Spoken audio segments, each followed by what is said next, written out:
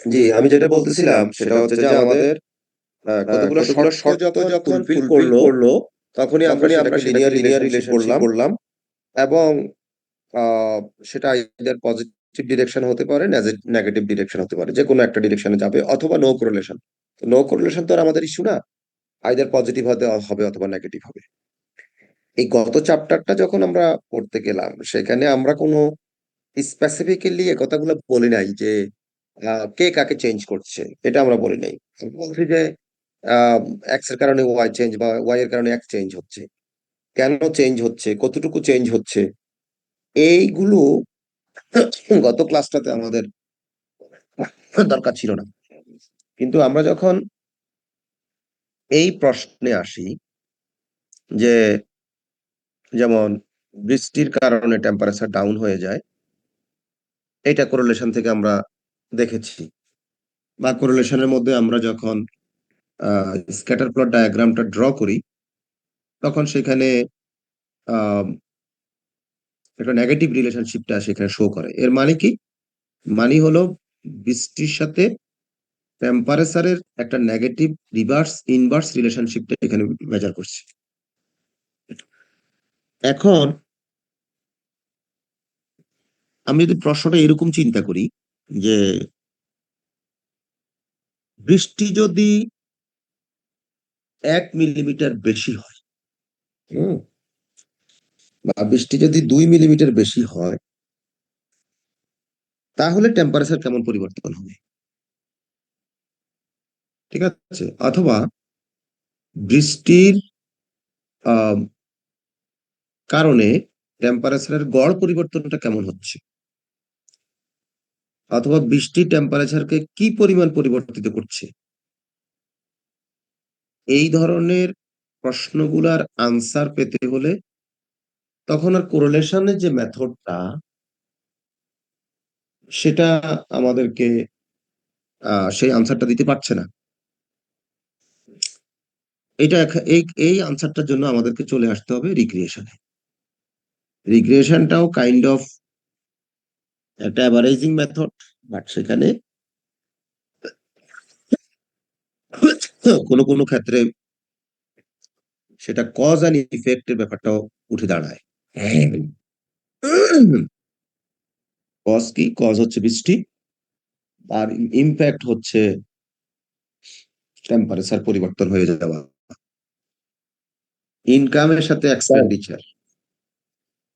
জি। Sir একটু kindly repeat করতে পারবেন স্যার? আমার হচ্ছে মানে মানে লাস্ট পার্টটা মিস করছি যে কেন আর কি রিগ্রেশন ইউজ করবো ইয়ার যে এখন কোরিলেশনের তোমার জায়গায় জন্য আর কি। আমি এই পুরো 10 মিনিটস আবার রিপিট করব?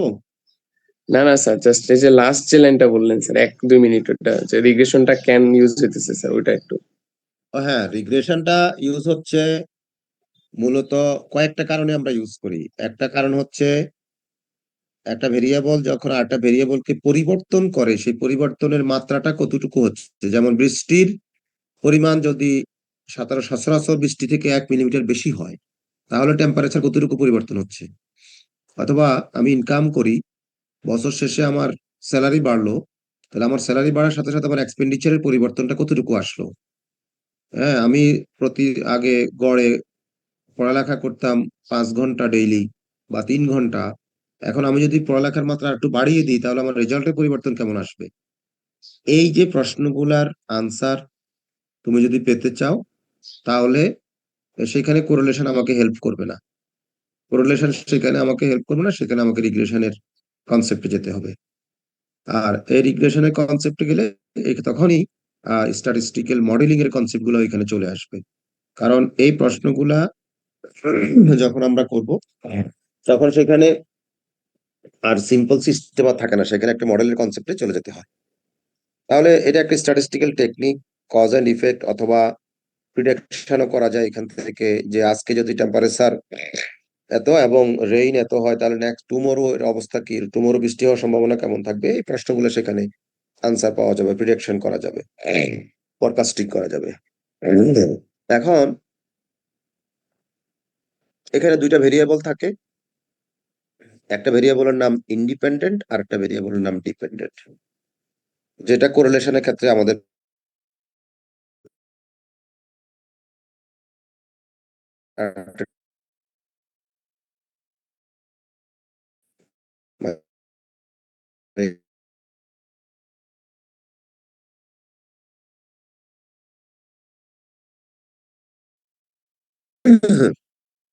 মাত্র ইন্ডিপেন্ডেন্ট ভেরিয়েবল এবং একটা মাত্র ডিপেন্ডেন্ট ভেরিয়েবল থাকে,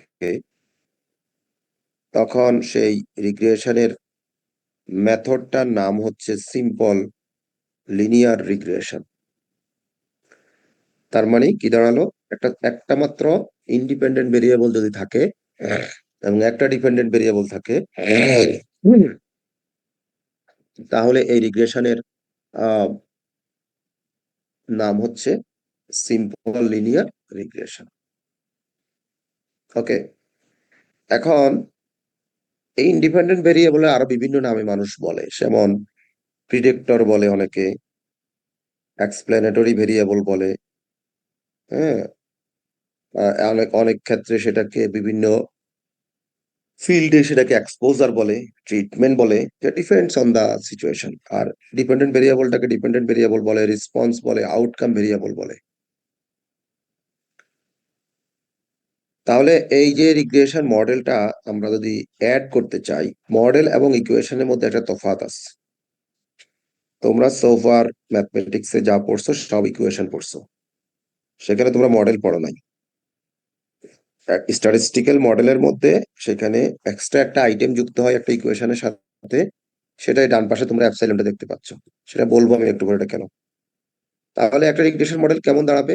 ওয়াই, ওয়াই হচ্ছে এখানে ডিপেন্ডেন্ট ভেরিয়েবল, ওয়াইটা আমরা ডিপেন্ডেন্ট ভেরিয়েবল হিসেবে ডিফাইন করব। আই মানে হচ্ছে সাফিক্স, যেটাকে আমরা বলি ওয়াই আই, এক থেকে, মানে আমার যদি অবজারভেশন 100টা হয়, আই এর মান 1 থেকে 100 পর্যন্ত। তারপরে আসো বিটা জিরো, বিটা জিরোকে বলা হয় রিগ্রেশন কনস্ট্যান্ট বা কোফিসিয়েন্ট, রিগ্রেশন কনস্ট্যান্ট বলে এটাকে, বা ইন্টারসেপ্ট বলা হয়। এটার কারণ কি? এটা হচ্ছে যে ধরো কখনো যদি এক্স জিরো হয়ে যায়, তখন ওয়াই এর মানটা টোটালি বিটা জিরোর উপর নির্ভর করবে। ঠিক আছে, ওয়াই এর মানটা টোটালি বিটা জিরোর উপর নির্ভর করবে। আর অ্যাপসাইলনটা কেন আসছে সেটার প্রমাণটা, সেটার ব্যাখ্যাটা হলো আমরা স্ট্যাটিস্টিক্সে অলওয়েজ পপুলেশনের পরিবর্তে, পপুলেশন নিয়ে আসলে সবসময় আমাদের পক্ষে কাজ করা সম্ভব না। সেটা অনেকগুলা কারণ আছে। এর মূল কারণ হলো টাইম কনজিউমিং, ফাইন্যান্সিয়ালি সেটা একটা বিগ বার্ডেন। তারপরে time consuming, financially big burden. তারপরে অনেক সময় সেই ধরনের ফ্যাসিলিটি থাকে না, সো আমরা স্যাম্পলের আশ্রয় নিয়ে কাজ করতে হয়। এখন স্যাম্পল নিয়ে যখনই তুমি কাজ করবা, সেখানে তুমি 100% পারফেক্টলি কোনো কিছুর আনসার পাবা না, সেখানে কিছু এরর থাকবে। সেই জন্যই আমরা এখানে আসলে ওই এররটাকে কনসিডার করার জন্য অ্যাপসাইলন আইটেমটাকে সেখানে যোগ করা হয়। তারপর একটু পরে আরো একটু দেখাতে পারবো, এটাকে রেসিডিউলও বলা হয়। এখন আমাদের মূল টার্গেট কি? আমাদের মূল টার্গেট হচ্ছে এই দুইটা প্যারামিটারকে এস্টিমেট করা। তোমরা ইকুয়েশন ম্যাথমেটিক্সে পড়ছো যে এগুলোকে রুট বলা হয়, মূল, এগুলোকে ক্যালকুলেট করা তোমরা সেটা শিখছো হবে। এখন আমরা শিখবো যে এই স্ট্যাটিস্টিক্যাল মডেলিং এর মধ্যে তাদেরকে কিভাবে এস্টিমেট করা হয়, সেই জিনিসটা আমাদের মেইন দেখার বিষয়। এখন এখানে এস্টিমেট করতে গেলে কিছু শর্ত এখানে মানতে হবে। এই শর্তগুলো যদি মানা হয়, এই শর্তগুলো যদি ফুলফিল করে এই ইকুয়েশন, এই মডেলটা, তখনই গিয়ে বিটা জিরো এবং বিটা ওয়ান এর মান এক্স এবং ওয়াই এর ভ্যালুকে আমরা ইউজ করে ক্যালকুলেট করতে পারি। আচ্ছা, এখন এই মডেলটাকে আমরা গ্রাফিক্যালি একটু দেখার চেষ্টা করি। দেখো, এই যে গ্রাফিক্যালি প্রথমে খেয়াল করো, এটা হচ্ছে এক্স অ্যাক্সিস, এটা হচ্ছে ওয়াই অ্যাক্সিস। হুম, আর এই হচ্ছে আমাদের ফিটেড লাইনটা। যেটাকে তোমরা স্লোপ হিসেবে আগে পড়ে আসছো। আর যখনই মডেলটা ফিটেড লাইন হয়ে যাবে তখন আর অ্যাপসাইলনটা থাকবে না সেখানে, কারণ আমরা যখন মডেলটাকে ফিট করে ফেলবো তখন এরর টার্মটা সেখান থেকে দূর হয়ে যাবে। দূর হওয়ার মাধ্যমেই মূলত বিটা জিরো এবং বিটা ওয়ান, যে অনেকে বি জিরো বি ওয়ানও লিখে থাকে এটাকে। সো তাহলে বি জিরোটা কি? বি জিরোটা হচ্ছে এই জায়গাটা, খেয়াল করো আমাদের আহ, এই জায়গাটা হচ্ছে বি জিরো।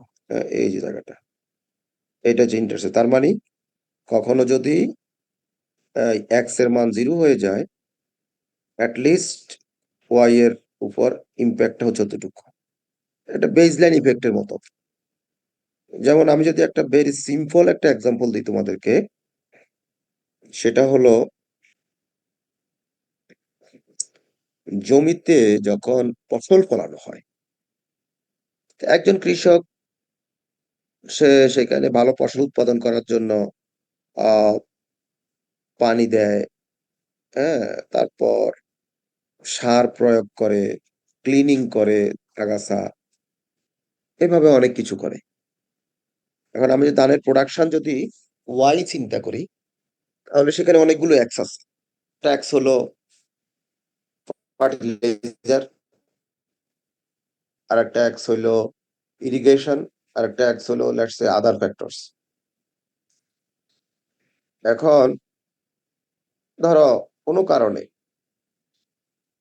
কৃষক ধানটা রোপণ করে উনি আর ফার্দার কোনো অ্যাকশনে গেলেন না, যে ধান রোপণ করে চলে আসছেন, উনি আর কখনো যান নাই মাঠে, সেখানে উনি সার প্রয়োগ করেন নাই, আগাছা ক্লিন করেন নাই, পানি দেন নাই। এখন দিন শেষে কি উনি ধানটার কিছু পাবে কিনা নাকি? হুম, আনসার দাও দুই একজনে। উনি কি পাওয়ার আদৌ চান্স কম। হ্যাঁ, পাওয়ার চান্স কম হবে স্যার। ধানটা ঠিক মতো হওয়ার চান্স বুঝি কম। নাই? স্যার ধানটা ঠিক মতো হওয়ার চান্স কম। হ্যাঁ, সেটা তো অবশ্যই, কারণ উনি কোনো সেখানে তদারকি করেন নাই। কিন্তু উনি কি কিছু ধান পাবেন কিনা? মানে নিশ্চয় অল্প পাবেন, পরিমাণ পাইতে পারেন স্যার। অল্প পরিমাণ পেতে পারে। হ্যাঁ, সেটাই হচ্ছে বিটা জিরো, সেটাই হচ্ছে বিটা জিরো। তার মানে তুমি যদি টোটালি এক্স কে জিরো করে দাও, তাহলে ওয়াই এর যে ইম্প্যাক্টটা থাকবে সেটা হচ্ছে বিটা জিরো। তার মানে কি? তার মানে হলো কোনো একটা সিস্টেমের মধ্যে অ্যাটলিস্ট কিছু বেসলাইন ইম্প্যাক্ট থাকবে। এই হচ্ছে মূল কনসেপ্টটা। এখন আসো রেসিডিউলটা কি, রেসিডিউলটা বোঝার চেষ্টা করো। ধরো আমরা আহ, ধান পেলাম, ফর এক্সাম্পল আমরা ধান পেলাম আমাদের বাস্তবে, যেটা যে আমরা ধান পেলাম লেটস সে 20 কেজি, কিন্তু আমার মডেল বলতেছে সেটা 10 কেজি। আমি যে মডেলটা বিট করেছি সেটা 10 কেজি, অথবা আমি মডেল বলতেছে 10 কেজি বা 15 কেজি, কিন্তু বাস্তবে পেলাম আমি 5 কেজি। তাহলে এই যে একটা তফাৎ আমার মডেলের লাইনের সাথে, ফিটেড লাইনের সাথে, কারণ এটা তো আমার মডেলের উপর ভিত্তি করে আসছে, আর এটা এটা হলো অবজার্ভ আমার ডাটা সেটের মধ্যে আছে।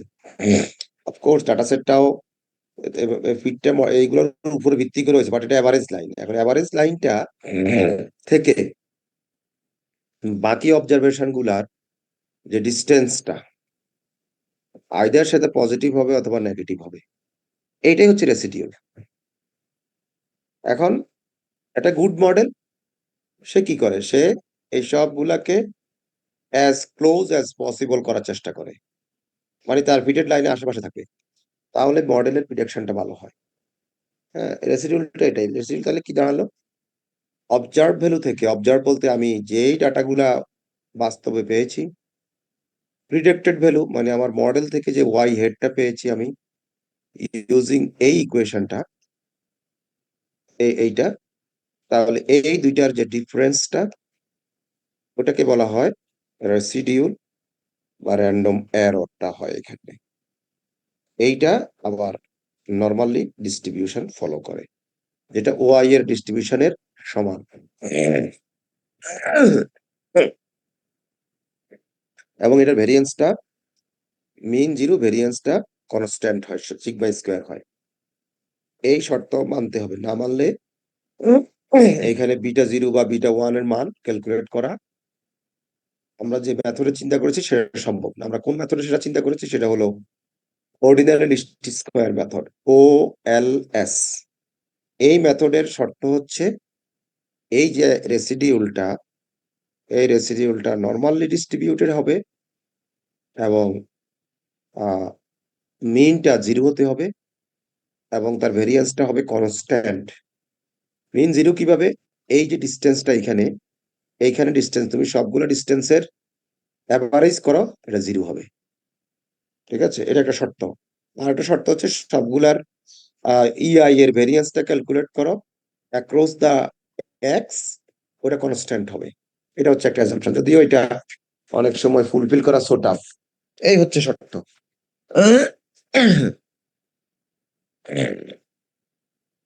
কারো কোনো প্রশ্ন আছে কিনা সোফার? হুম, বুঝতে কোনো সমস্যা? স্যার এই এমন ফিগার কি হতে পারে যে ইন্টারসেপ্টের মান শূন্য বা শূন্য হতে হতে পারে, পারে? হতে পারে, কোনো স্যার সমস্যা কোন নেই। কেসে হতে পারে? যখন আলটিমেটলি ইন্টারসেপ্টের কোনো ভূমিকাই নাই, তখন অরিজিন থেকে শুরু হবে, তখন স্লোপটা অরিজিন থেকে শুরু হবে। আর যদি শূন্য হয় তাহলে তো আমাদের মডেলটা ওভারফিট হয়ে যাবে না? কেমনে? যদি ট্রেন আর টেস্টের মধ্যে যদি পার্থক্য জিরো হয়, যেখানে হলো আমরা এটাতে করছি, তাহলে তো মডেল ওভারফিট হয়ে যাবে। কোন জিরোটা কথা বলতেছো তুমি? একটা মানে এখানে কি তুমি স্লোপ যদি জিরো হয়ে যায়। Slope slope zero, slope zero হতে পারে। স্লোপ জিরো হওয়া মানে হচ্ছে যে মডেলটা আলটিমেটলি কিছুই না, মডেলের কোনো আলটিমেটলি জাস্ট একটা ডিপেন্ডেন্ট ভেরিয়েবল, মানে এটা এখানে একটা ডিপেন্ডেন্ট ভেরিয়েবল থাকবে, আর কিছু নাই। সেটা এইসব মডেল আমাদের কাছে নেগলিজিবল, ওই মডেলগুলোর আসলে বাস্তবে কোনো ইমফ্যাক্ট নাই আমাদের কাছে আসলে। ঠিক আছে, আমাদের মূল টার্গেটই হচ্ছে কি, রিগ্রেশনের মূল কনসেপ্টই হচ্ছে এক্স এর ইম্প্যাক্ট ওয়াই এর উপর দেখা। সো এক্স যখন জিরো হয়ে যাবে, আসলে আলটিমেটলি তখন ওই মডেলটা মিনিংলেস। ঠিক আছে, আর কার কোনো প্রশ্ন আছে?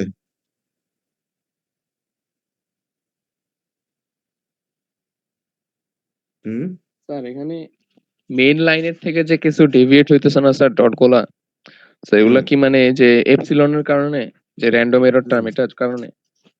হুম,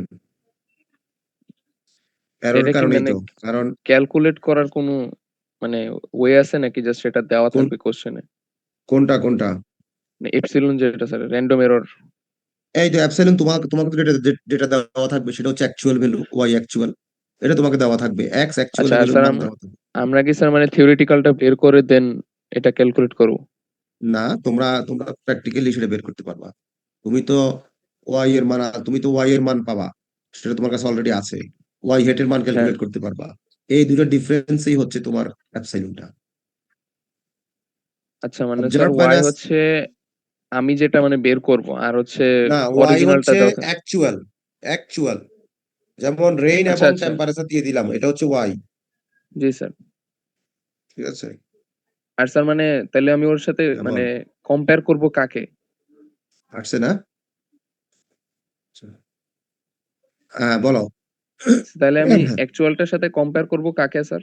যে ফর্মুলা দিয়ে ফিটেড যেটা ফিটেড আসবে। অবজার্ভ, এই যে এখানে ওয়াই হেড একটা পাবা তুমি, এই যে ওয়াইটা, এটা এক্স জি এর, স্যার। এক্স এর ভ্যালুটা অ্যাড করার পরে ওয়াই এর একটা মান পাওয়া যাবে, বিটা ওয়ান বিটা জিরো মানটা, বিটা জি জিরো স্যার। এবং বিটা ওয়ান এর মানটা যখন আমি ক্যালকুলেট করব, ওইটার উপর ভিত্তি করে আমি ওয়াই হেড এর মান পাবো। এখন এই দুইটার আচ্ছা ডিফারেন্সটাই হচ্ছে রেসিডিউ, বুঝতে আচ্ছা, নাই? বুঝতে পারছি। বুঝছি স্যার। আর কারো কোনো প্রশ্ন আছে নি?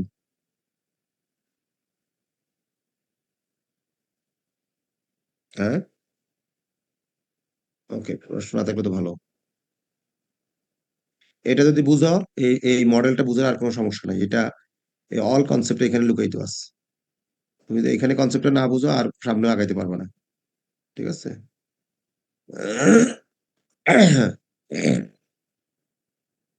আচ্ছা, এখন এখন হলো আসো সামনে। আহ এখানে মডেলটাকে তুমি যখন আহ একটু ডিফারেন্ট ওয়ে দেখা চিন্তা করতে পারো, তা এখানে আছে।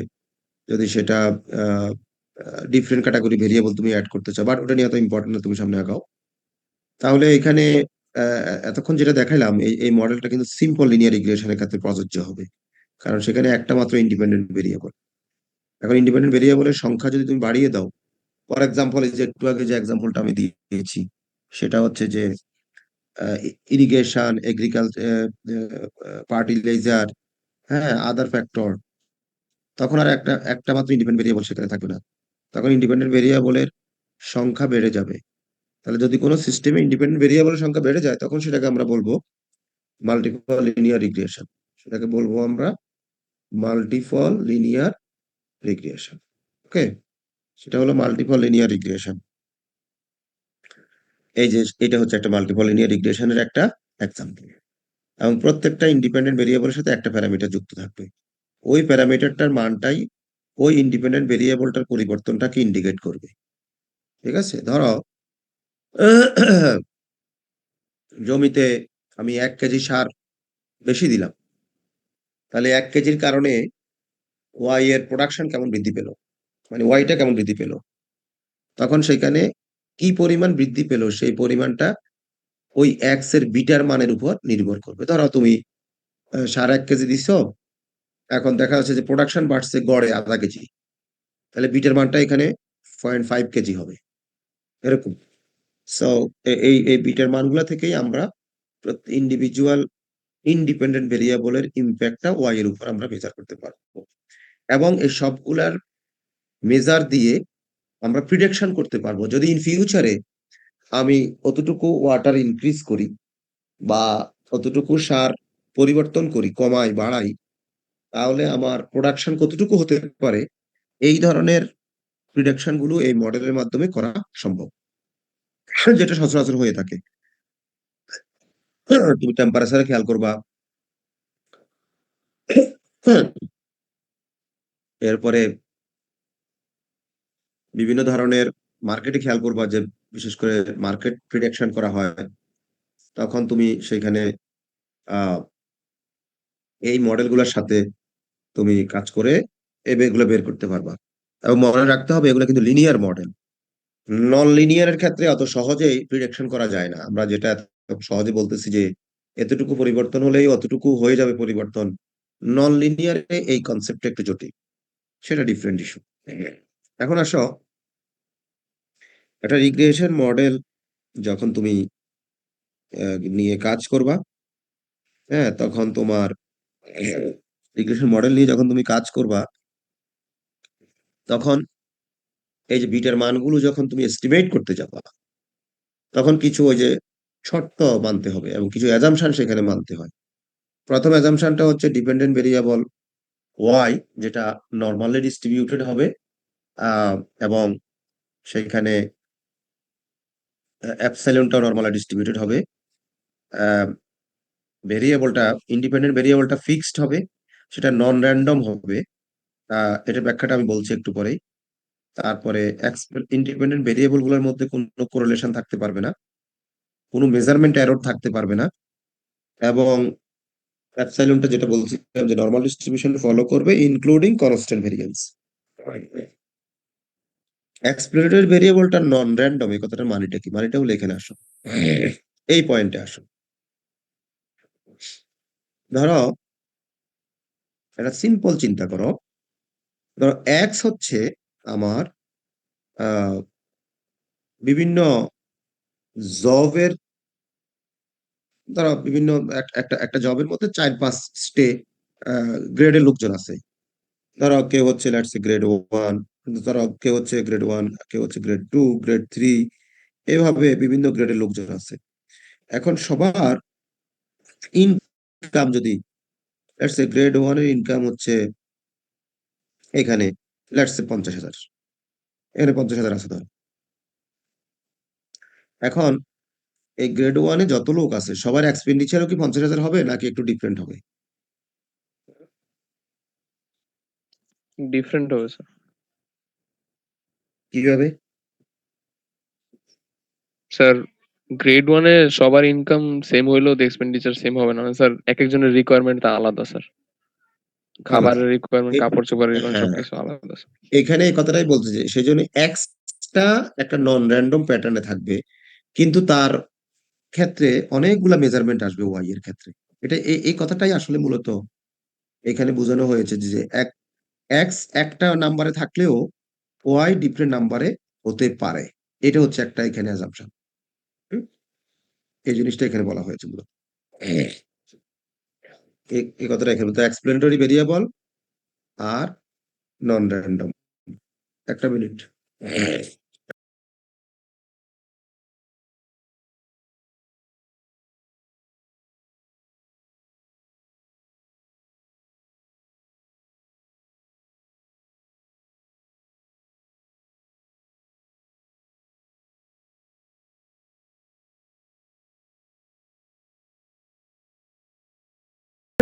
এই অ্যাজাম্পশন গুলো মাথায় রাখতে হবে, হ্যাঁ। এই মোটামুটি পাঁচটা, আরো অনেকগুলো অ্যাজাম্পশন আছে, বাট এগুলো হচ্ছে মোস্ট ইম্পর্টেন্ট অ্যাজাম্পশন। এখন এখানে এই বিটা জিরো এবং বিটা ওয়ান এর মানটা যখন আমরা এস্টিমেট করব, এটা অনেক বইতে বিটা জিরোর পরিবর্তে বি জিরো লেখে এস্টিমেটেড ভ্যালুটা, অনেকে বিটা জিরোই লেখে, ওটার উপর একটা হেড সাইন দিয়ে দেয়, এই যে একটা হেড সাইন, একটা ক্যাফের মতো সাইন দিয়ে দেয়। যখনই এস্টিমেট হবে তখন অ্যাপসিলন থাকবে না। কেন থাকবে না? কারণ এস্টিমেটের যে প্রিন্সিপলটা, যেটাকে অর্ডিনারি লিস্ট স্কোয়ার মেথড বলা হয়, সেই প্রিন্সিপলটার রুলসটাই হচ্ছে যে এই অ্যাপসাইলনটাকে রিডিউস করা, কমিয়ে ফেলা। কমাবে কিভাবে? যে Y I minus Y I hat, এটাই হচ্ছে অ্যাপসাইলন। এইটাকে বলা হয় এরর। এই এররটাকে সাম অফ স্কোয়ার করে, এটাকে সাম করে স্কোয়ার করলে সেটার ফার্স্ট ডেরিভেটিভ করার পরে সেটা সাধারণত মিনিমাইজ হয়ে যায়। একবার পার্শিয়াল ডেরিভেটিভ হবে, একবার বিটা জিরোর অ্যাগেনিস্টে, একটা বিটা ওয়ানের অ্যাগেনিস্টে। তখন সেখান থেকে আমরা ক্যালকুলেশন করার পরে বিটা জিরোর একটা মান পাবো, বিটা ওয়ানের একটা মান পাবো। বিটা জিরোর মানটা কিভাবে আসবে? তুমি হঠাৎ করে এগুলো কই থেকে আসবে, তুমি যখন এই দুইটা ইকুয়েশনকে সলভ করবা, বইতে আছে একদম ক্লিয়ারলি সলভ করা আছে, তখন তুমি সেখান থেকে বিটা জিরোর জন্য এই ইকুয়েশনটা পাবা। মানে বিটা জিরোর এই ফর্মুলাটা পাবা, ওয়াই বার মানে ডিপেন্ডেন্ট ভেরিয়েবলের মিন মাইনাস ইন্ডিপেন্ডেন্ট ভেরিয়েবলের মিন মাল্টিপ্লিকেশন অফ ইন্ডিপেন্ডেন্ট ভেরিয়েবলের বিটা ওয়ান এর মান। আর বিটা ওয়ান এর মানটা এখান থেকে আসবে, মানে এই বিটা ওয়ান এখান থেকে আসবে। বিটা ওয়ান কি? X I Y I summation of X I Y I by N summation of X I square by summation of X square by N. তাহলে এই যে শর্তটা থাকলো, থাকার পরে এই বিটা জিরো এবং বিটা ওয়ান এর মান যখনই আমরা ক্যালকুলেট করে ফেলবো, তখন আমরা এখানে বসাই দিব, বসিয়ে দিলে আমাদের ফিটেড ভ্যালুটা পাওয়া যাবে। এবং তখন আমি যদি বিটা জিরোর একটা মান পাওয়া যাবে, বিটা ওয়ান এর একটা মান পাওয়া যাবে, আমি এক্স এর যে কোনো মানের জন্য ওয়াই এর একটা মান প্রিডিকশন করতে পারবো এখান থেকে। এখান থেকে কোনো বোঝার কোনো সমস্যা আছে কিনা বলো?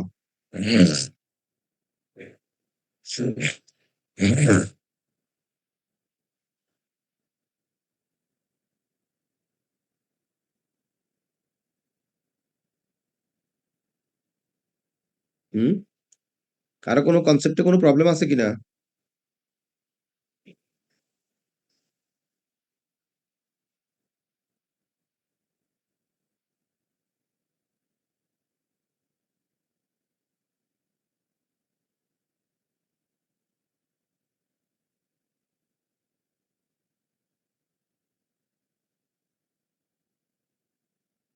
হ্যাঁ, কারো কোনো প্রশ্ন আছে কিনা এই পর্যন্ত?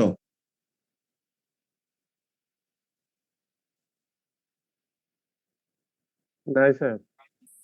ওকে, গুড। এখন আসো, সেখানে একটা আম, একটা টার্ম যেটাকে আমরা কোফিসিয়েন্ট অফ ডিটারমিনেশন বলি।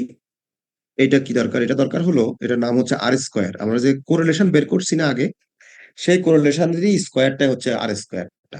আগে ছিল আর, যেটা গত ক্লাসে ছিল, এটা হচ্ছে আর স্কোয়ার, ওটাকে স্কোয়ার করে দেওয়া। তো এইখান থেকে দুইটা সূত্রে অ্যাপ্লাই করা যায়। Sum sum of sum of residual, sorry sum of regression divide by sum of total. এটা সাধারণত ক্যালকুলেট করার সূত্র হচ্ছে এইখানে। অথবা তুমি ওই কোরিলেশনের সূত্র দিয়েও আর স্কোয়ারের মানটা তুমি ক্যালকুলেট করতে পারো। আর স্কোয়ারের মানটা কেন গুরুত্বপূর্ণ? আর স্কোয়ারের মানটা গুরুত্বপূর্ণ এই জন্যই, আর স্কোয়ারের কোরিলেশনের মান কত?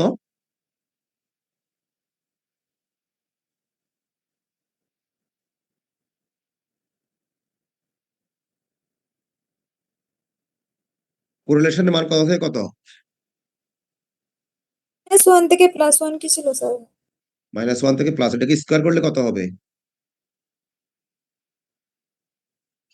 আর 0 থেকে 1 এর মধ্যে 0 থেকে 1।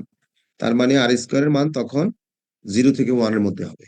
সো 0 থেকে 1 এর মধ্যে যখন আর স্কোয়ারের মান হবে, তখন যেই মডেলের থেকে আর স্কোয়ারের মানটা, আর স্কোয়ারের মানটা তো অবশ্যই আমরা যে মডেলটা ফিট করবো সেখান থেকে আসবে, এক্স এবং ওয়াই এর ক্ষেত্রে এই মানটা যত বেশি একের কাছাকাছি হবে, 0.0788, আবার 9 এর উপর উঠলে আবার ঝামেলা আছে, এখানে ওভার এস্টিমেটেড একটা ব্যাপার স্যাপার থাকে, মানে 0.7, 0.75, 0.8, তাহলে মডেলের কোয়ালিটিটা ভালো, মডেলের প্রিডিকশন পাওয়ারটা ভালো। হ্যাঁ, মানে ইন্ডিপেন্ডেন্ট ভেরিয়েবল গুলা ডিপেন্ডেন্ট ভেরিয়েবল গুলাকে প্রপারলি প্রিডিকশন করতে পারছে। এটাই হচ্ছে মূলত আর স্কোয়ারের ভূমিকাটা সেখানে। এরপরে কোরিলেশন রিগ্রেশনের মধ্যে কিছু তফাৎ আছে, যেগুলো অলরেডি আমরা বলেছি একটু আগে, তোমরা এগুলো পড়বা।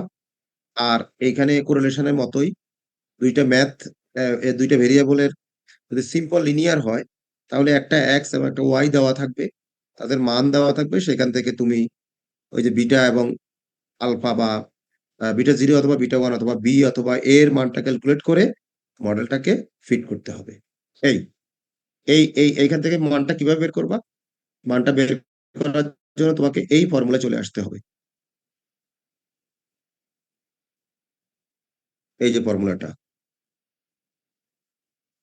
এই যে এখানে ফর্মুলাটা, যে এই যে এই ফর্মুলাটা অ্যাপ্লাই করে আমরা বি এর মানটা ক্যালকুলেট করব। তাই সবাই কাগজ কলম নাও, এই ম্যাথটা করো, ম্যাথটা শুরু করো। প্রথমে ফর্মুলাটা উঠাও, এই হচ্ছে ফর্মুলা আমাদের, এই যে এখানে এই দুইটা ফর্মুলা আগে উঠাই নাও, নিয়ে তারপরে ম্যাথটা উঠাও।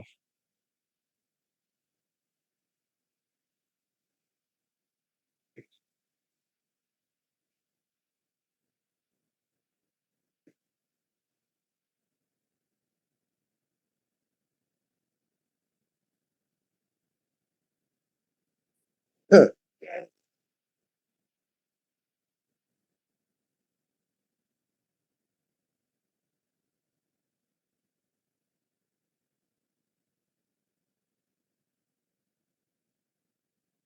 হুম, হ্যাঁ, হুম,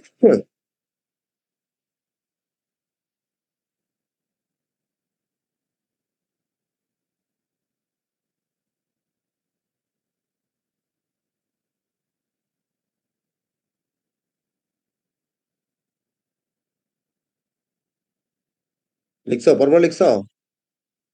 হুম,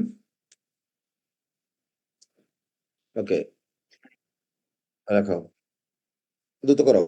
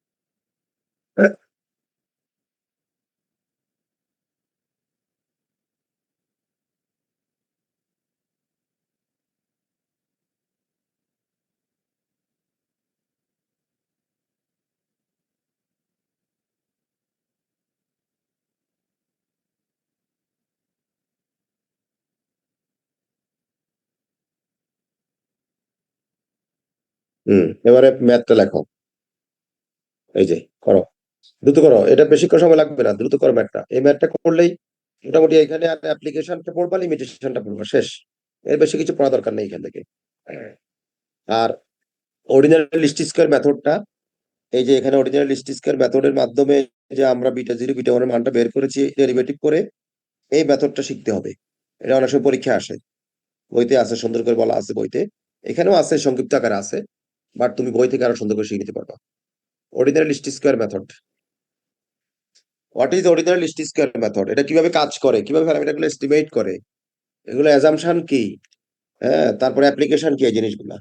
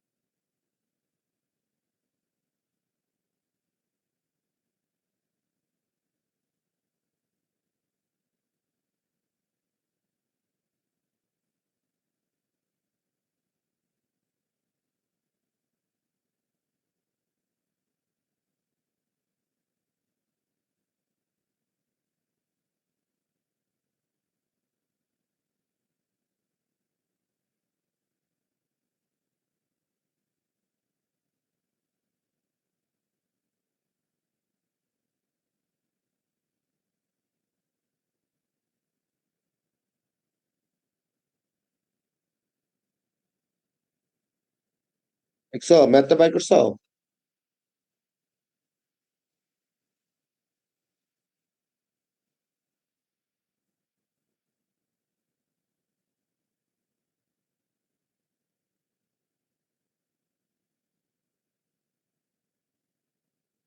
কার হয়েছে একটু বলিও দ্রুত।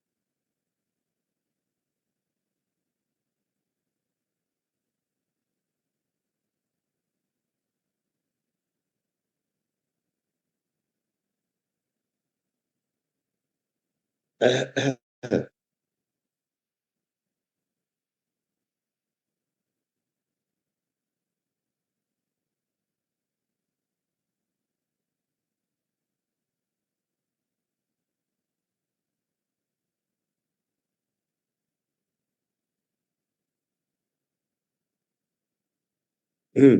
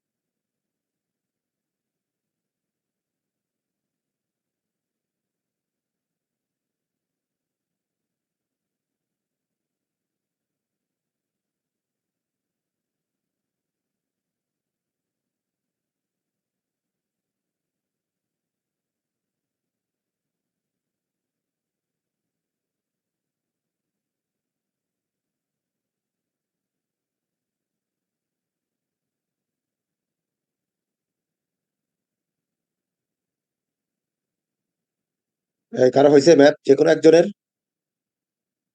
হুম?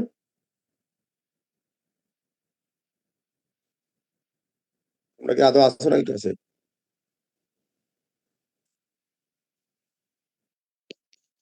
আছি স্যার।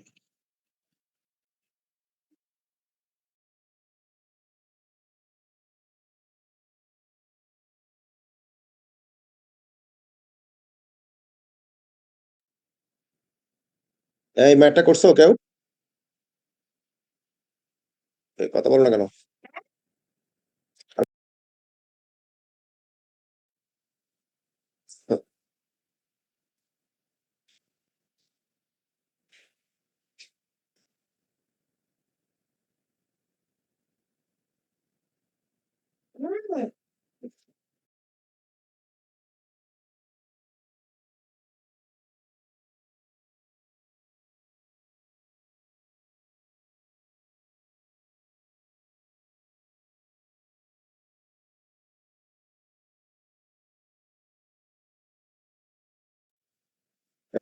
তোমার রেসপন্স না করলে ক্লাস শেষ। আর কি ম্যাথ করে নিও। আমি স্যার হোমওয়ার্ক মানে দিয়ে দিব সবগুলা। রেজাল্টটা কি 0 থেকে 1 এর মধ্যে আসার কথা স্যার? তিন লেগে 0 থেকে 1 ম্যাথ আসবে, সেটা তো আর স্কোয়ারের মান। বিটা 0 বিটা 1 মান 0 থেকে 1 কেন আসবে? স্যার এটার কি কোনো স্পেসিফিক রেঞ্জ আছে যে কতর মধ্যে রেজাল্ট আসবে? অবশ্যই আছে রেঞ্জ। এই যে বিটার মান মাইনাস ইনফিনিটি থেকে প্লাস ইনফিনিটি হতে পারে। তো তাইলে তো মানে স্যার হ্যাঁ। রেঞ্জ বলতে সবকিছুই তো স্যার। আচ্ছা স্যার একটু স্যার 1 মিনিট স্যার অলমোস্ট শেষ।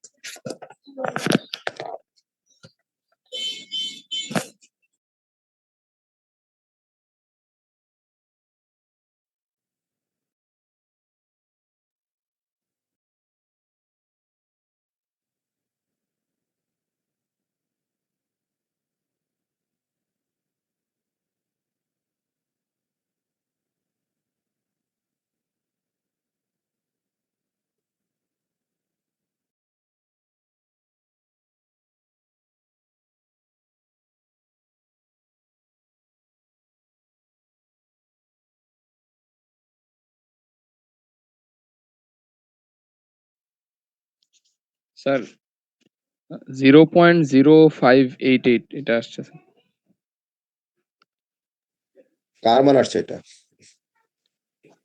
স্যার যে কিসের স্যার এটা হচ্ছে এখানে দুইটা মান B1 এর আসবে, একটা মান হচ্ছে বি, আর একটা হচ্ছে বি ওয়ান, স্যার আর একটা এটা হচ্ছে বি এটা জিরো। এটা B1 এরটা স্যার। তখন বি জিরোটা বের করো। স্যার এখানে y যেটা এটা তো y বার যেটা তো জাস্ট হচ্ছে মানে এভারেজ না স্যার, y এর মিন না স্যার? হ্যাঁ, এভারেজ এভারেজ এভারেজ আচ্ছা এভারেজ। বইয়ের মধ্যে এই আরো অনেকগুলো ম্যাথ আছে, এগুলো তখন আরো কয়েকটা প্র্যাকটিস করলে বুঝবা। এবং একটা স্পেসিফিক, যেমন এক্স এর মান যদি 280 হয়, তাহলে সেখানে ওয়াই কত আসতে পারে সেটা তুমি প্রিডিকশন করতে পারবা। প্রিডিকশনটা কোথা থেকে করবা? সেটা হলো তুমি যে এই যে ওয়াই এর মানটা, ওয়াই হেডটা ক্যালকুলেট করবা। এই যে বিটা 0 এবং বিটা 1 এর মান দিয়ে এখানে এক্স এর মানটা বসাই দিলেই ওয়াই এর মানটা পাওয়া যাবে।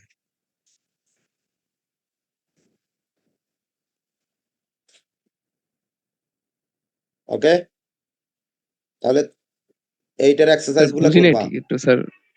কি বুঝো নাই? তোমরা তো যেটা মনোযোগ বললেন নাই, যে আমি তোমাদেরকে তো বলছি যে তোমাদের 2% স্টুডেন্টের ক্লাসে মনোযোগ নাই। এই যে এখান থেকে স্যার আপনি ওই যে B0 বের করতে বললেন না এই যে স্যার, বি জিরো B0 বের এই যে এইখানে তুমি যখন ফিটেড মানে মানটা সেটা তো B0 আর B1 মান ওই বসাবা, জি স্যার। হ্যাঁ, তো তখন x এর মান থাকবে। x এর যে কোনো একটা স্পেসিফিক মানের জন্য y এর মান পাওয়া যাবে তখন। যেমন এইখানে তুমি মানে যখন sir beta third, zero beta fourth one যেকোনো মানটা একটা থাকবে, ভ্যালুর তাহলে জন্য। x এর মান, হ্যাঁ, এখন এই x এর মান আচ্ছা যেমন স্যার। তোমার এখানে আছে সর্বোচ্চ 250, তাহলে তো জি 280 স্যার। হলে y এর মান কত হতে পারে, তখন ওই মডেল থেকে তুমি এস্টিমেট করে ফেলতে পারবা। এটাকে বলে প্রিডিকশন। আচ্ছা। স্যার মানে এই বইয়ে হচ্ছে কয়েকটা ম্যাথ ছিল আপনার ওই কোরিলেশনের যে করতেছেন ওখানে যে মানে নরমালি টেবিল দেওয়া আর বলা থাকে যে মানে ধরেন যে 10 বছর পর্যন্ত দেওয়া আছে যে একটা সার্জিয়নের 10 বছর পর্যন্ত এক্সপেরিয়েন্সে এই হয়েছে। তারপর কোশ্চেন থাকে যে 12 বছর সার্জন ওয়ালা মানে এক্সপেরিয়েন্স ওয়ালা একজন সার্জনের ক্ষেত্রে কি হবে। তখন কি স্যার আমরা এই যে এরকম মানে ইয়ার মান 12 বসায় দিয়ে বা এক্স এর মান 12 বসায় দিয়ে বের করব?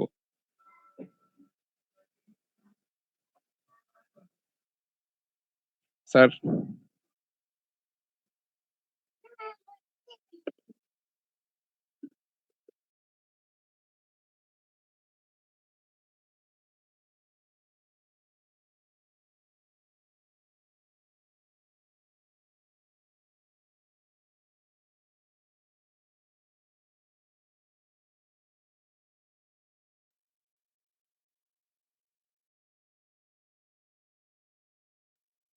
স্যার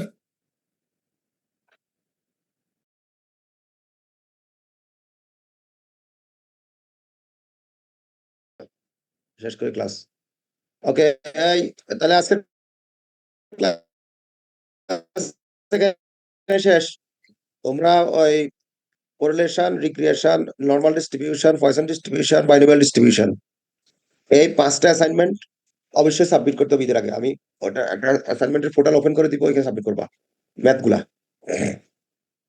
স্যার আগে ওকে, যে আর ঘোরার দিছিলেন পরপরই পোর্টাল পরীক্ষা ওখানে দেওয়া তো শুরু করবে। 2টা সাবমিট করছি। এখন ওই কি আবার করব নাকি স্যার মানে ওই 2টা না বাদে? না, যারা করছো তো করছোই, যারা করছো তো করছোই, যারা আচ্ছা করো নাই স্যার। তাদের জন্য বলছি। আমি ওপেন করে দিব আচ্ছা আজকেই। সিলেবাসটা টার্ম টেস্টের সিলেবাসটা একটু স্যার ক্লিয়ার করে বলছি বলে তো, দিতেন স্যার। বললাম মানে তো স্যার যে কোরিলেশন, এই যে রিগ্রেশন আগে কতটুকু ছিল। স্যার এর আগে তো মানে কোরিলেশন পর্যন্ত পড়াইছেন, এখন কি স্যার রিগ্রেশনও থাকবে আরে মানে? আগের পরীক্ষা কতটুকু ছিল, আগের পরীক্ষা ও আমাদের আগের ওইটাতে তো স্যার জাস্ট কত চ্যাপ্টার ডিসপার্শন পর্যন্ত ছিল না। স্যার প্রবাবিলিটির আগে পর্যন্ত ছিল। স্যার প্রবাবিলিটি এখন তো ছিল। ডিসকাশন পর্যন্ত ছিল স্যার। তাহলে প্রবাবিলিটি ডিস্ট্রিবিউশন আর কোরিলেশন, রিগ্রেশন, এই যে এগুলাই পরেরটাই। স্যার আমাদের ফার্স্ট ইটির রেজাল্টটা কবে দিবেন স্যার? কিসের রেজাল্ট? ফার্স্ট ইটির রেজাল্ট তো দেন নাই স্যার। সব টিটি দেওয়ার পরে একসাথে দিব। আমি এখন আগে ভাগে দিই না, আমি সবসময় একসাথে দিই রেজাল্ট। আমি একসাথে প্রোভাইড করবো সব রেজাল্ট, ঠিক আছে? তোমাদের ক্লাসের মধ্যে আমার পুরো এক সেমিস্টারের অ্যাসেসমেন্ট হলো, যদিও এখানে অনেক ইন্টারাপশন হয়েছে তোমাদের ক্লাসগুলা, বাট আমার অ্যাসেসমেন্ট হচ্ছে তোমার ক্লাসের মধ্যে 20% স্টুডেন্ট মনোযোগী ছিল না। এটা একটা টুডে লাস্ট ডে আমি একটা কথা বলে গেলাম, ঠিক আছে? তোমাদের মনোযোগ ক্লাসে অনেক কম ছিল, এটা তোমাকে প্রশ্ন করলে আনসারটা তুমি পেয়ে যাবা যে তুমি ক্লাসে কতটুকু রেসপন্স করেছো আসলে। আমি ক্লাসটা ইন্টারঅ্যাক্টিভ করার চেষ্টা করেছি অলওয়েজ, যতটুকু যে কয়টা ক্লাস আমি নিয়েছি, আমি জানি না এক্স্যাক্টলি কয়টা ক্লাস আমি নিছি, প্রবাবলি 25-30টা তো হবেই কমপক্ষে। তো প্রত্যেকটা কয়টা হবে ক্লাস কেউ বলতে পারবো? আমি টোটাল কয়টা ক্লাস নিছি, কোনো আইডিয়া আছে কারো? শীটে ঢুকলে হয়তো বা, কারণ সব ক্লাসে তার অ্যাটেন্ডেন্স নিলে 22-23টার মতো হবে স্যার, 22টা 23টা এত কম হওয়ার কথা না। 30 প্লাস হবে স্যার। 22টা ক্লাস হওয়ার প্রশ্ন আসে না, ক্লাস অ্যারাউন্ড 30, বাট কত হবে সেটা আমি এক্স্যাক্টলি মনে নাই। সো যে কয়টা ক্লাসে হয়েছে এইটা আমি জানি না, তোমরা হয়তো ভিন্ন অন্যান্য ক্লাস হয়তো মনোযোগ দাও, আমি জানি না। আমার ক্লাসে আমি, সেটা অনলাইন ক্লাস বলো প্র্যাকটিক্যালি বলো, 1/3 স্টুডেন্ট মনোযোগ দিছো, বাকি 2/3 স্টুডেন্ট মনোযোগ ছিল না। এটার জন্য হয়তো তুমি রেজাল্ট ভালো কতটুকু করবা তুমি জানো। এখানে আমার একটা অবজারভেশন আছে, আমি বলে গেলাম তোমাদেরকে। দ্বিতীয় অবজারভেশন ছিল যে তোমরা ক্লাসে লিখতে না। স্ট্যাটিস্টিক্স এর মতো একটা কোর্সে ক্লাসে যদি তুমি না লিখো, আমি মুখে বলছি, বোর্ডে যাই লিখছি, স্লাইডে দেখাচ্ছি, স্ক্রিনে দেখাচ্ছি, হোয়াট এভার, তোমাকে সামনে একটা খাতা কলম থাকবে, একটা ওয়ার্ড তুমি লিখবা, একটা সেন্টেন্স লিখবা, একটা কনসেপচুয়াল পয়েন্ট লিখবা, একটা এক্সাম্পল আসছে সেটা লিখবা। এটাই হচ্ছে একটা ক্লাসের সৌন্দর্য। সে সৌন্দর্যটা 10% কাছেও ছিল না। ওকে, এখন রেজাল্টের ক্ষেত্রে কিন্তু তুমি যদি এক্সপেক্ট করো যে আমরা তো ইউনিভার্সিটির টপ ক্লাস স্টুডেন্ট, প্রথম 100-200-র মধ্যে সিএসসি তে ভর্তি হয়ে গিয়েছি, আমরা সবাই A+ ডিজার্ভ করি, এই স্বপ্নটাও একটা অমূলক স্বপ্ন। হ্যাঁ, তুমি যদি A+ এর খাতায় লিখে আসতে পারো, আমি ডেফিনেটলি তোমাকে দিব, আমি তোমাকে কখনো ঠকাবো না, এটা কিন্তু ঠিক আছে, কথা ভালো কথা। কিন্তু তুমি না লিখে ওই ধরনের স্বপ্ন লালন করা উচিত হবে না, ঠিক আছে? তোমাকে খাতা লিখতে হবে। খাতায় লিখলে তুমি কি আমার জানার বিষয় না, এটা আমার কথা হলো খাতায় আছে, আমি তোমাকে নাম্বার দিব। আমি তোমার সাথে নাম্বার দেওয়ার ক্ষেত্রে কোনো ব্যক্তির সাথে কখনো কার্পণ্য করব না, কারোর সাথে বেইনসাফ করব না, এটা অন্তত আমি আমি বোল্ডলি বলতে পারি। কিন্তু তুমি তোমাকে প্রশ্ন করবা, তুমি কতটুকু পড়েছো, তুমি কতটুকু সময় দিয়েছো, তুমি কতটুকু ক্লাসে মনোযোগ দিয়েছো, তুমি কতটুকু প্র্যাকটিস করেছো। এই কতগুলো আনসার যদি তুমি নিজেকে প্রশ্ন করে আনসার পেয়ে যাও, তুমি রেজাল্ট ভালো করবা। আর যদি আনসার দিতে না পারো, তখন তুমি বুঝবে তোমার রেজাল্ট কতটুকু হবে। ওকে, আমার পড়ানোর বাইরে একটা প্রশ্ন আসবে না। হ্যাঁ, হতে পারে 1-2 নাম্বার, 10 নাম্বার, 5 নাম্বার প্রশ্ন মডারেশন হয়ে যায় অনেক সময়, সেটা ডিফারেন্ট ইস্যু। কিন্তু মোটা দাগে 70 থেকে 80% প্রশ্ন কমন পড়ে। তো যারা 70 থেকে 80% প্রশ্ন কমন পড়ে, তারা বাকি 20% প্রশ্ন আনসার দিতে পারে, এটা কোনো ম্যাটার হয় না, ঠিক আছে? অফিসিয়ালি আমাদের ক্লাস শেষ, বাট যদি প্রয়োজন হয় টার্ম টেস্টের দিন যদি একটা ক্লাস নেওয়া দরকার হয়, আমি নিতে পারবো, কোনো সমস্যা নেই, আমাকে জানাইও। ওকে, আল্লাহ হাফেজ।